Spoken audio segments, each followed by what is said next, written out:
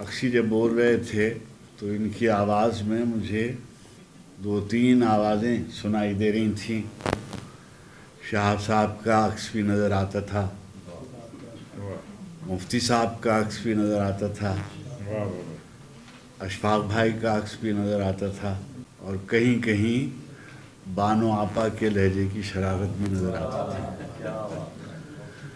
अक्सी जिन लोगों के करीब हैं उनके भी बहुत अजीज़ हैं, और जिनसे दूर हैं उनको भी बहुत कद्र की नज़र से देखे जाते हैं।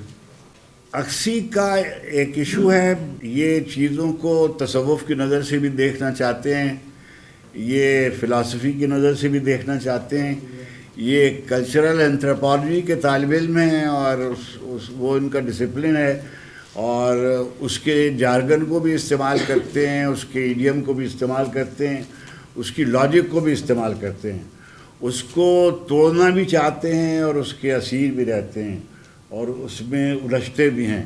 और अनवर मकसूद ने बिल्कुल सही कहा कि अगर मौलवी ने ये किताब पढ़ ली तो इनके साथ बहुत बुरा सलूक करेंगे। नबी करीम अलैहिस्सलातु व तस्लीम की जो ज़ात गिरामी है, क्योंकि वो अबदुल आबाद तक के लिए ख़त्मी मर्तबत करार दिए गए हैं, चुनांचे हर ज़माने के लिए उनको रोल मॉडल होना है, और जब वो हर ज़माने के लिए रोल मॉडल होंगे तो हमें उनसे इंस्पिरेशन मिलती रहेगी।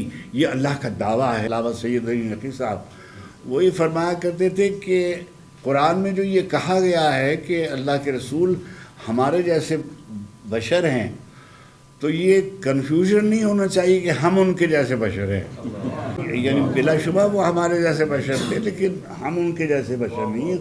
उन पे वही आती है, उनको अल्लाह उनको उनसे कलाम करता है, उनको बताता है। मुझे ये अंदाज़ा नहीं था कि सीरत पर अक्सी ने इतना पढ़ा होगा, यानी वैसा ये कि अल्लाह ताला कभी भी चाहे किसी को भी हिदायत दे सकता है।